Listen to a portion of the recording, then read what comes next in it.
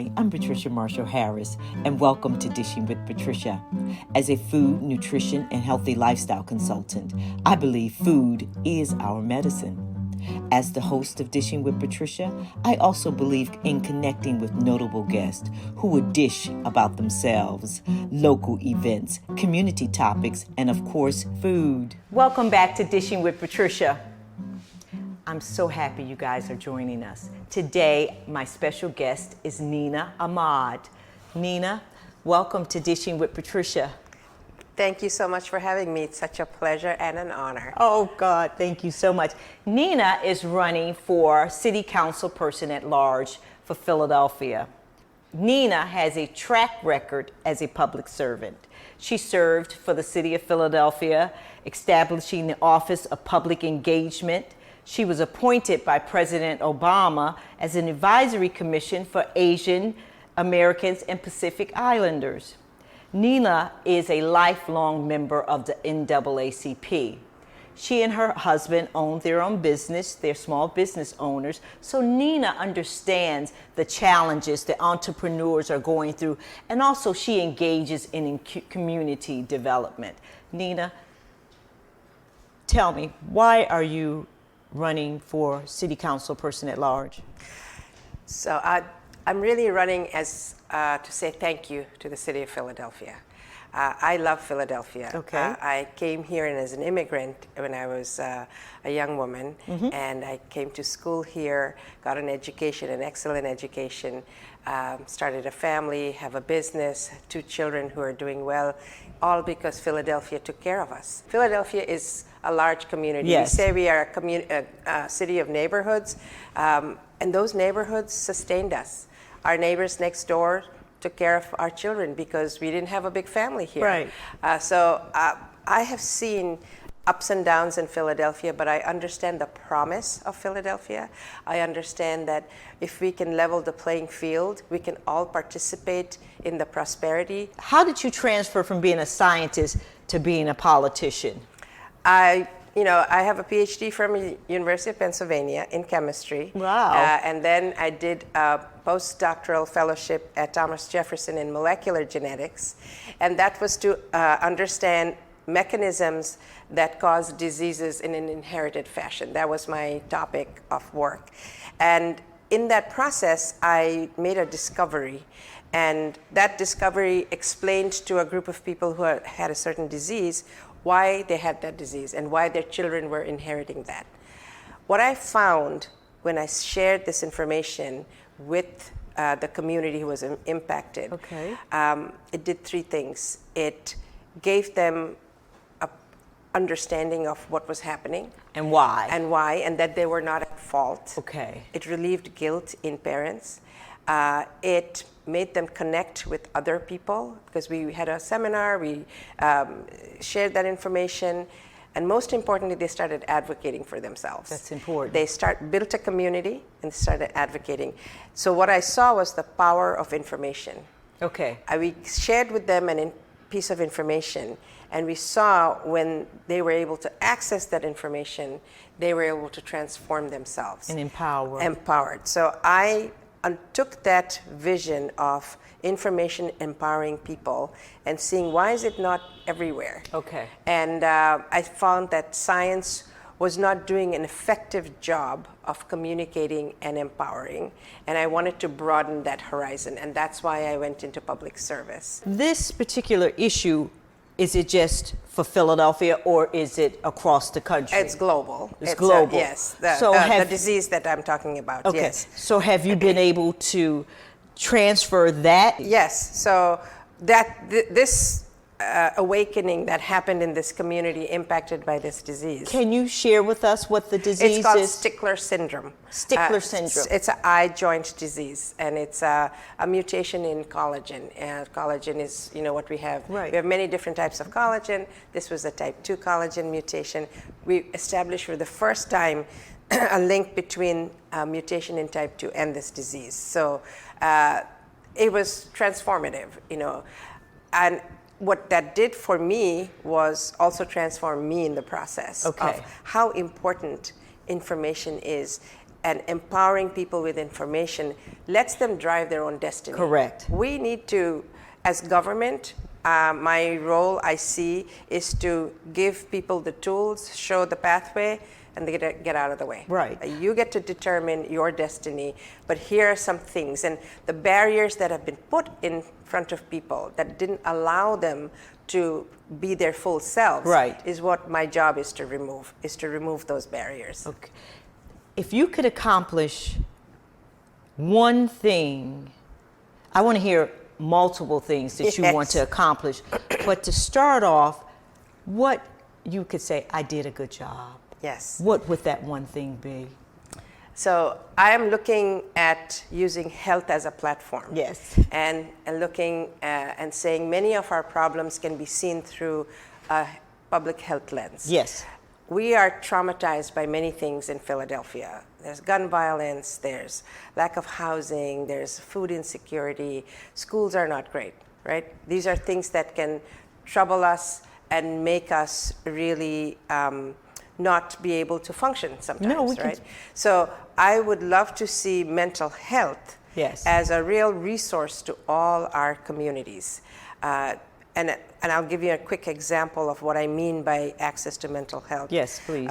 As we see, we have violence in many different shapes and forms, and we're doing a lot of anti-violence programs. Yes. I feel that if we don't have a component of mental health integrated in those programs, and a specific example of that is cognitive behavioral therapy. Right. That allows you to calm your brain, right? So when you are in a very tense situation, right, your cortisol level is very high, circulating.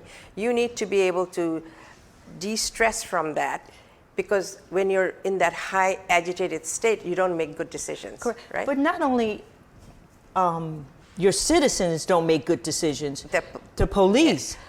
Absolutely. Absolutely. I mean, we know that there are a lot of situations where the citizen is trying to de-escalate their encounter with the police.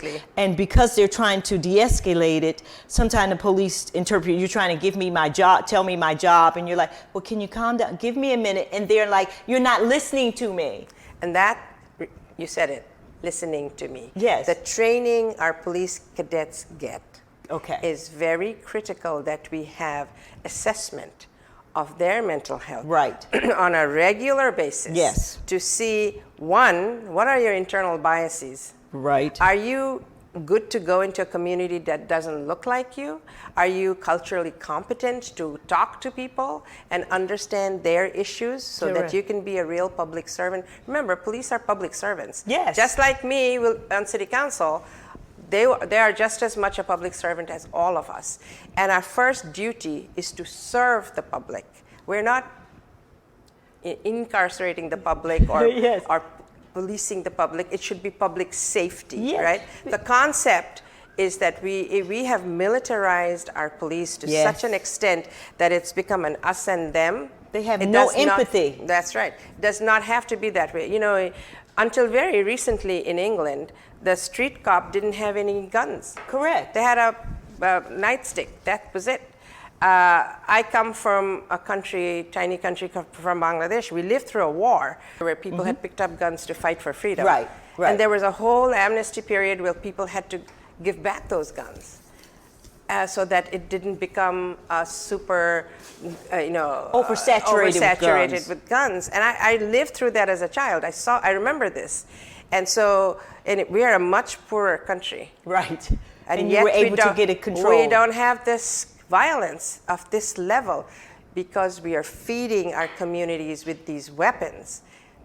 Somebody's making them, somebody's profiting from them. This is not the kid on the street who wants to settle a beef. If he can just walk up and get a gun that easy, there's something really wrong. There's something wrong. Something really wrong, that a child can get a gun faster than a child can get to a doctor's office and get a mental health assessment. Something very wrong. We have to call it what it is. We have to address it head on. I'm very passionate about young people having a chance. Yes. I was that young child. I remember what war looks like. I remember the fear children have in their eyes when they don't know what is going to happen next, when they don't have a sense of security. You can't learn like that. No. You can't sit in a classroom when you come from a homeless shelter. You cannot come to a classroom if you're hungry. You know, if you don't know who you're going to see the next day, who's going to pick you up from school, where am I going to land up? If we don't understand that is, some of our children are facing that, and our schools are not catering to that, we're not going to have them participate in the upside that I mentioned, the prosperity. This is no fault of their own where they were born. No, it isn't. None of us decide where we're going to be born. And that should not determine our destiny in a way that keeps us from progress. So I am very passionate about No, this. I agree. So one of the things is we're going to tackle is mental health in our communities, and that's just not your neighbor. Yeah. It's the people that are policing your neighborhood. Yeah. Not having your health in all of our communities, North Philadelphia, South Philadelphia, it's bad here in Philadelphia. Yeah. How are you going to approach that issue with food? Food insecurity is a big thing, you know, and it's not just the insecurity; it's the quality of food too. Yes. It's both those things. So as I was coming here this morning, I saw that there were some young people in Southwest Philadelphia area who are from Penn who are trying to make a hack to get around the SNAP benefits. How you get, you know, you're not allowed to buy cooked hot food with SNAP benefits. So you're only able to buy raw ingredients or things like candy and stuff like that, right? So this is egregious because I could be disabled.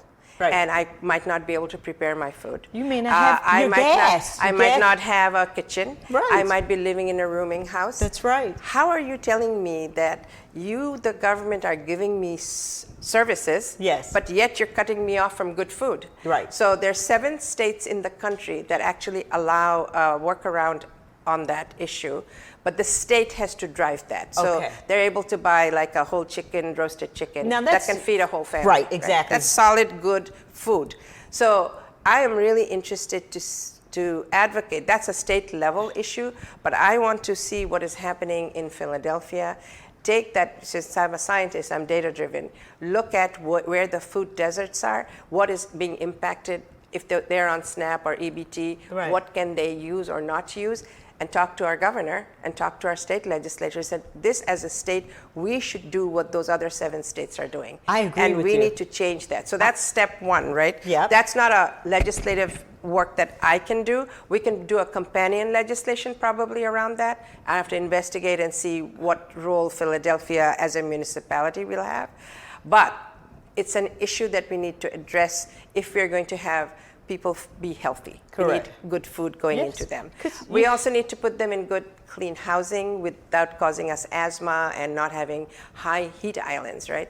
So there's ways to mitigate all of that as well. So the housing, we know that is an issue. Yes. What would be your approach to that? So my approach would be, again, it has to be data-driven to see what is the real housing stock available that is livable, inhabitable. Not just because you have a house doesn't mean it's a house worthy for a human to live in, right? So making sure we have quality housing and accessible, affordable housing. We're supposed to only use 30% of what we earn on housing. Right. Do you think and that's really not happening, right? When you have a state that is still making $7.25 as a minimum wage, it doesn't matter how you do the math.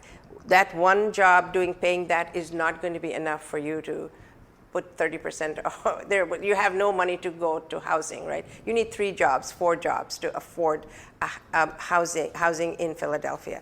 So we have to, the big picture, change our minimum wage. Correct. Which in Philadelphia, actually, we have changed for those who do business with Philadelphia, have to pay a living, it's graded up to $15, right? But not other companies around.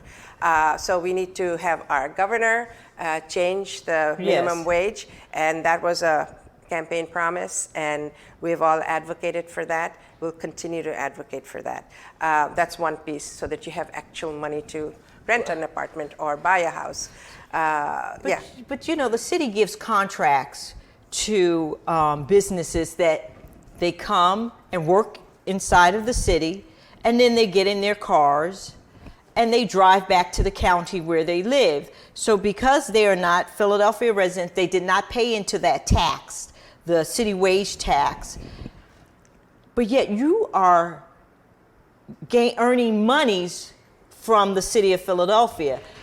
I think that should change. We do take a tax from them. It's not as big as the one. But I'm talking about the person itself. Do they pay a wage? They do? They do. Okay. So, but it's a rate is different, right? I'm fine with them coming and going, but what about our people here? But that's what I'm saying. A lot of our people here are having to get on 3 buses to get to a job outside. Correct. In the county. I would like for them to have opportunities here to be gainfully employed here, right, so that they can make a living wage. So I'm a scientist, as I said. I am very interested in looking at our eds and meds, which means education and medical institutions, which we have a plethora of. Of course. And also look at all this technology that is coming in. I want to carve a very specific pathway of jobs into those sectors, because they pay better, right? They pay well. Right. But in order to get those jobs, you have to be educated. You have to learn how to read, write at grade level, and do math.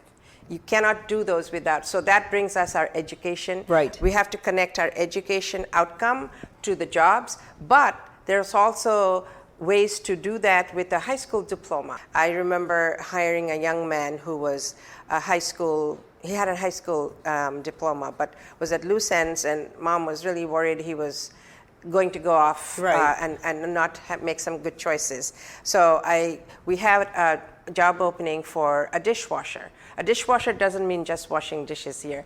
When you do lab dishware, you have to do it in a certain way, specifically because we did a lot of sensitive assays using PCR and all of that. So you had to not only wash the dishware in a specific way, you had to use equipment called an autoclave machine to sterilize them. That's a serious piece of equipment, yes, that is under a lot of pressure. If you do it wrong, we can, right, blow up the whole place. When you do learn all these things, you actually can learn to be a sterilization technician. There's a test the state allows you to take. If you do that, then you can come back to a hospital and be a sterilization technician, making $50,000 to $70,000. And that's based on a high school diploma. It's a high school diploma with a certification in this. But that's training. what we're very much interested in, certifications. More and more are getting back into the vocational schools. But yes, the point being is that we're not educating our children. Yes. They're saying that 8th and 9th and 10th graders are there that only have a 4th and 5th grade reading level. That's correct. Illiteracy in our adult population as well, so they can't even help their children to learn. So we have to remove the stigma, right, of saying that you didn't get the tools.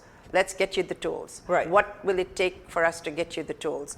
So we need to have schools that are functioning, that schools are not falling down on your head. Correct. You don't have asbestos and mold in your schools. You have actually books that are current. You have toilet paper in your bathrooms. These are just fundamental things that you go to any other, go to Montgomery County, they have all of those, exactly, in all their schools. Right. Why is it that it is okay for some of our schools to not have all of that, and some public schools to have? Let's be clear. There are differences in what public education looks like. Well, we also know why. We know why. And we know why. And when you have children who can't advocate for themselves. Correct. And you might have parents who are working 3 jobs because and they their can't job advocate for they don't have time to That's advocate right, for themselves, or they're part of this mass incarceration that we have faced. For the minor of issues, people are just hauled away. We are going to be the village. We have to be that village. Yes. If they don't have their immediate village. I survived that war because of a village. Yes. My aunties and uncles and grandparents surrounded us children and said, we're going to take care of you. Even if they couldn't, right, really, at the end of the day in a tank. But yes, they gave us the confidence to put one foot in front of the other. Right. We have to create a village for our children in a very systematic and present way. Right. And that means clean, good schools. Yes. Some new, some refurbished, if they can. We have monies in our coffers right now, Yes. in the state and in our municipality to do that. We just have to have a proper plan to execute, but we also can't have a willy-nilly. We need to have a strategic plan around what are we doing for the entire school district, which are the buildings, how long, what is the way we're going to set it out, how are we going to take care of them while we're redoing. These are So why is that so devil in difficult? the details.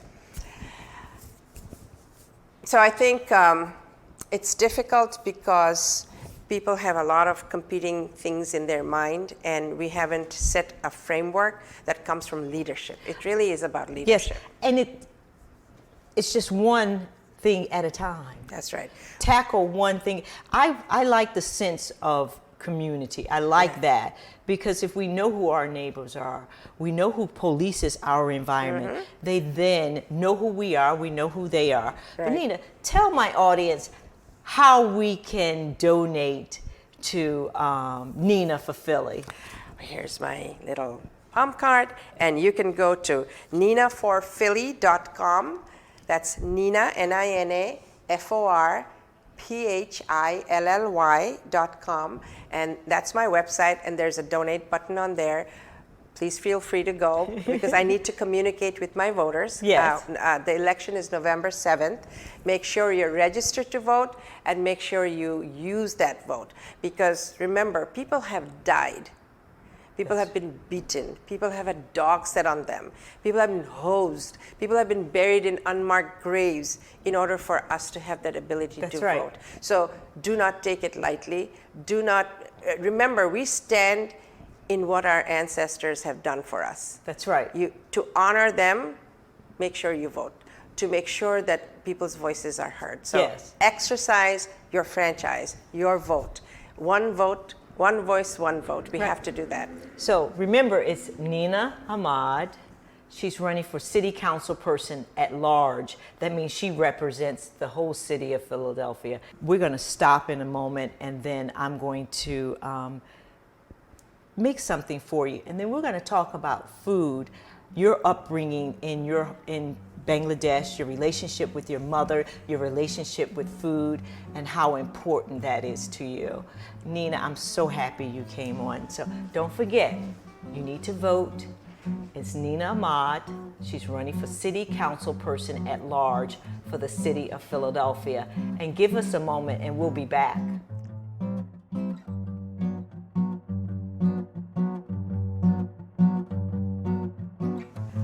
Welcome back, Nina. Yes.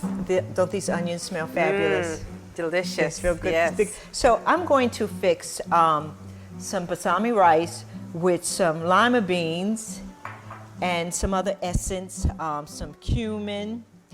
Here is smoked paprika, some garlic and ginger paste. So these are just all these, I love spices and herbs, and it wakes up the flavor of whatever you're doing. And plus, I'm going to do this rice, it's going to be in the oven. I fix my rice in the oven. It just takes its time. I don't pay any attention to it. It's moist, it's flaky, it's not, you know how sometimes your rice comes out. Clogged. Yeah, Yes. I don't like that at all. Nina, tell us about you growing up in Bangladesh in your kitchen with your mom. Food was very central to me growing up. Right. My mother actually was an adventurous cook, and she actually took some classes in international cooking when I was Wow. little, right? And I remember she would come home. This was well before computers and all, so she would have her notebook, and she had written, they had printed recipes that the class gave her, and that she'd have taken notes, and I would be going through all of them, and she would be cooking these very exotic dishes. And once we had a boba tea pie from South Africa. We had peanut chicken from another country in Africa. Right. We had Chinese food, we had Italian things, in addition to our own cuisine. So what she did for me was really expand not just my palate, but expanded my horizons. Because I learned about these countries as you were cooking. Did she sometime make a dish with a flair from, like, use Bangladesh seasonings instead of using some of the seasonings from that region? So she, in turn, made it her own. That's what I tell people. Make a recipe your own. Absolutely. There was a lot of, because some of the printed recipes, we didn't have a lot of these ingredients. Okay. So she would make do and, supplement or replace given what we could find in our city. So we landed up eating all kinds of food and having discussions at our dinner table about what we were eating, and then learn a little bit about the country. And so I just treasure that. And when our children were little, our two girls were little, we also involved them in cooking. That when I remember, we have pictures of like 3 years old standing at the counter chopping bell pepper, knowing how both my husband and I cook. So it was a family affair. Dinner time, just before dinner time, everybody would be in the kitchen when they were little and didn't have all these schedules that everybody was going everywhere. But they still treasure that memory. My children still talk about, and they both cook, and they both cook well. And now they cook for us. Yes. So I was like, when they come to visit, okay, you can cook. But cooking is so central because you don't need language, you don't need anything to share in food and build community through But food. they also learned math. Yes. Because they're measuring, taking the measurements. But I learned how to cook in the kitchen with my mother. Yes. And those are some of my favorite memories, is being with my mother in the kitchen. Yes.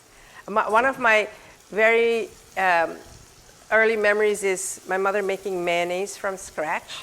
Really? With the egg, with the dripple the oil, the olive oil, so slowly. And the chemist in me, I was watching how it became a creamy thing from, oil like that. Because she didn't have a food processor. She was doing it by hand.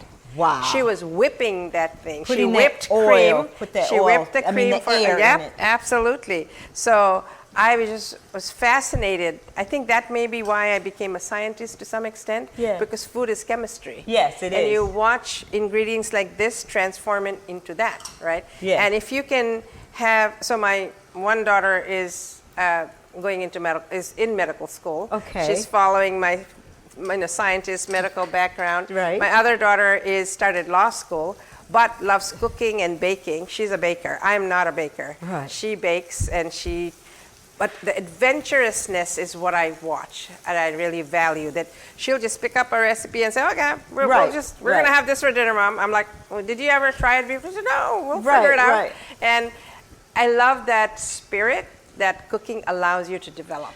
Because no one knows really if you made it right. That's right. You just who's right? Exactly, who's right? Because you need to make a recipe your own. But some of the things that I've put in here, you could smell it. You can smell the cumin, the coriander. These are all the seasons and spices that we get from all over the world. And they're standard in our kitchen. Yes, and that was the point that I wanted to do, was make it standard. So, Nina, what is one of your favorite go-to dishes when you're cooking? A very simple home-cooked meal, which is actually can be vegan very easily. Right. You just have to not use chicken broth, you use water. Right. And it's called dal. It's a lentil soup. So you make it with the orange lentil. And that's what I'm actually going to make for you when you come over to dinner. It's very, very easy.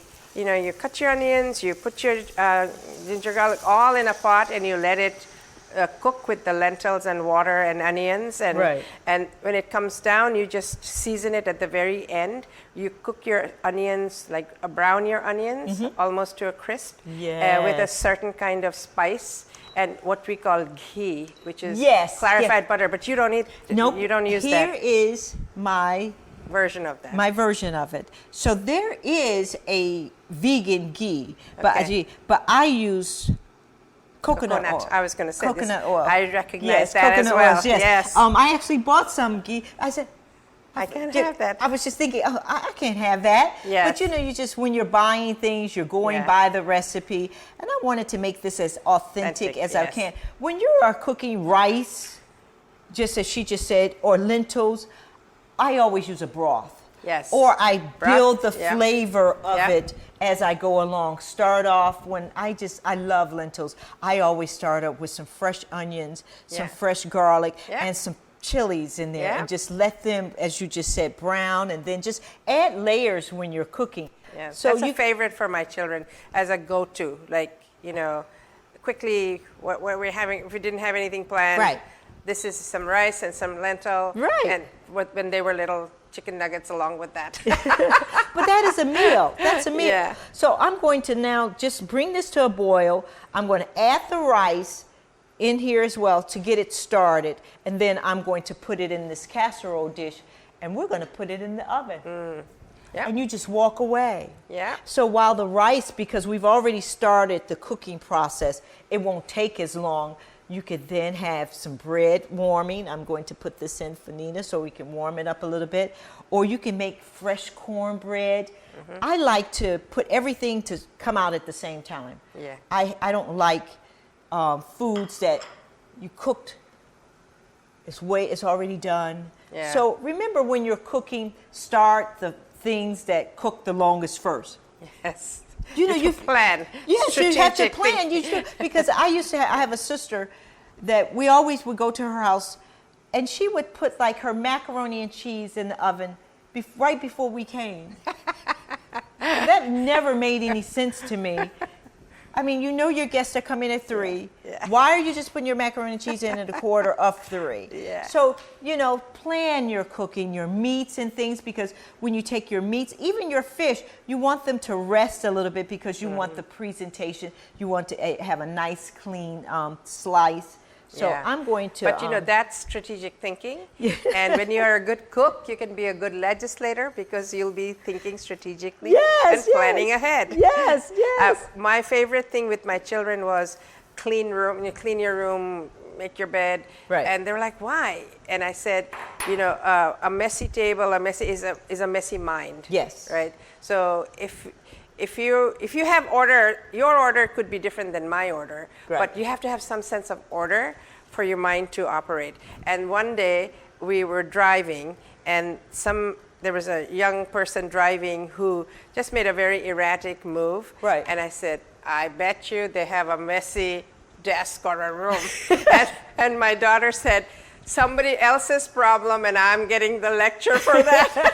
So when you're cooking and your husband is in the kitchen, Yes. who helps who? Depending on who's doing the cooking. We have, you know, some things he makes, some things I make. I'm his sous chef when he's doing that, and he's mine. I like to clean as I go. He's more of a do it all at once, because I like to put things away so that I have less to do at Right, the end of it. right. So we have different styles, but he'll chop my onions or I'll chop his, you know, whatever. We like to, we spend So time, while there's you- music, there's dancing, there's when he's eating. cooking, I'm sorry. Yes. When he's cooking, are you then kind of cleaning up so you don't have to have so much in the end, or you just let Yeah, him, or you cook? I help do it him. the way- I let him tell me what he needs my help for. Okay. So because I don't like people coming in my space unless they ask me what I need. Right, So right. I give him the same courtesy. Tell me what you need me to do. I'll help you. I'll not get in your way. He has his way of doing things. So we're respectful of each other's spaces. But I'll also try to tidy up Right. on the side as we're I going. like the idea that you said you have some music on. Yes. There's some dancing. Oh, so yes. you're making food is a connector. Yes, So very you're much connecting so. with your husband, you're Yes. connecting with your food, and it relaxes you, because Yes. if you're tense and you're all stressed out when you're in the kitchen, it's reflective. Yes, on absolutely. on your The food you make. Yes. Yes, it is. But Yes. you know, food is simple. It really is simple. people make it way more complex. Complicated than it needs Yes, to be. yes, Yeah. yes, If yeah. children can participate, that's my test. How are we doing? Can everybody have a role in this? When we are all in the house together. Now the children are not there, but I think it's really important to engage everybody. Right. And I bring it back to governing is having everybody's voices at the table when you're making good policy, Right. make sustainable policy, because Correct.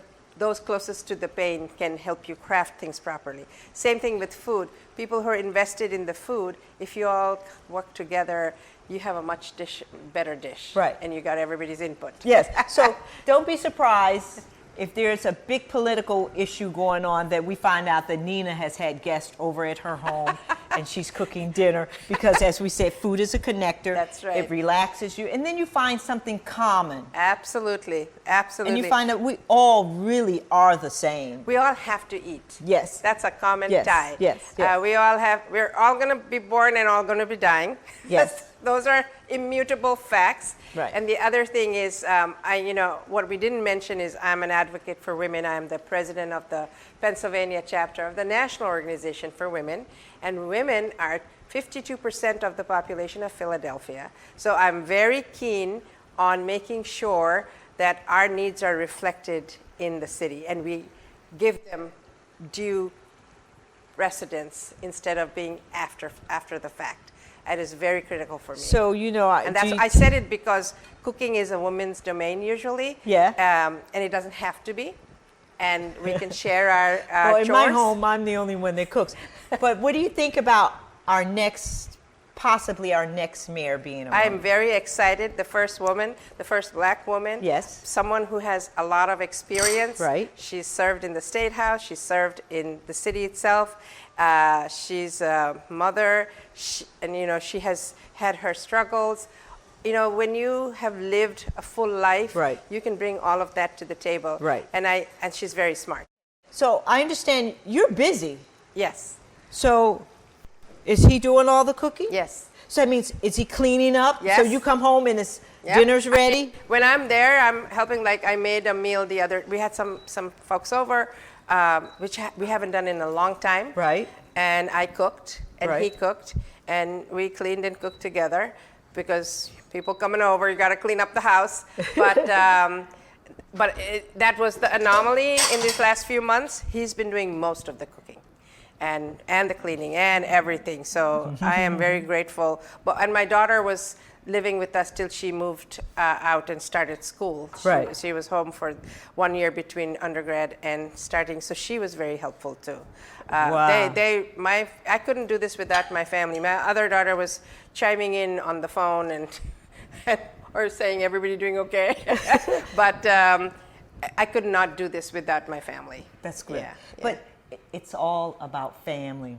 When you're in politics or any career, you need the support of your family. Mm-hmm. So this dish here has butter beans, lima beans, basmati rice, and you saw I put everything in here.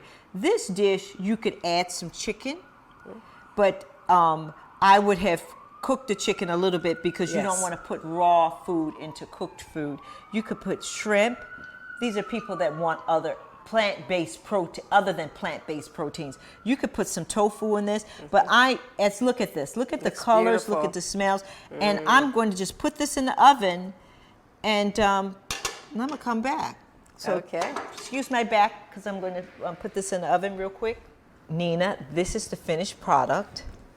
Oh, that looks delicious. Yes. Because there's turmeric, there's cumin, chili powder, so the color changed. So Yes. normally it would be brighter, you could see the greens, but because of all the spices that we put in, you can't. But not only did I make this for you, and then look at the bay leaf and the star Yes. anise right there. Yeah. I love that. Yeah. I have, here it is here. I made this too. Ooh. This, you can get the recipe off of my website. This is daikon radish, and this is arugula. Wow. I really was looking for the leaves of the radish. Okay, but they They didn't keep them.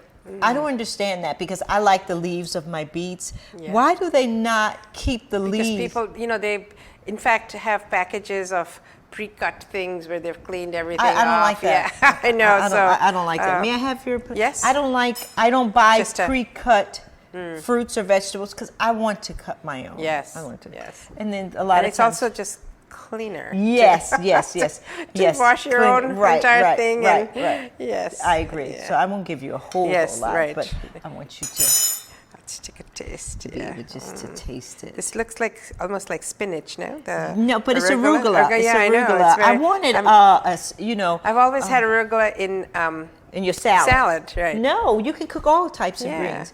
And here is a little piece of bread. Thank you. And you're going to have some? No, I'm not going to, because while you're eating, I'm going to be talking. Okay. Did you want me to eat now? Yes, I want you to eat now. And Okay. then, we're Bon- going to see bon which- appetit to Yes, me. bon appetit to Nina. Remember, This is so good. you like it? Very. Let's try this one. You'll try that one.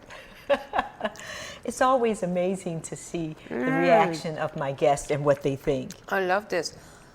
Got a little bitter taste. Yes, Oh, but that's so what good. that's what arugula has. Yeah. And it has a spiciness to it. I'm as going to well. mix the two now. You go right ahead. Nina, thank you for coming. Absolutely. This was my pleasure. And the way you've interspersed cooking with hearing my story Yes. and giving me so much time. I'm so grateful.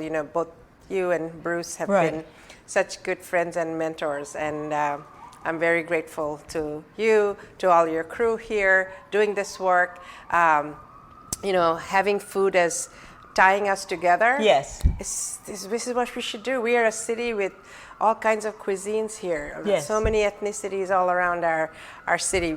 We could be a global city.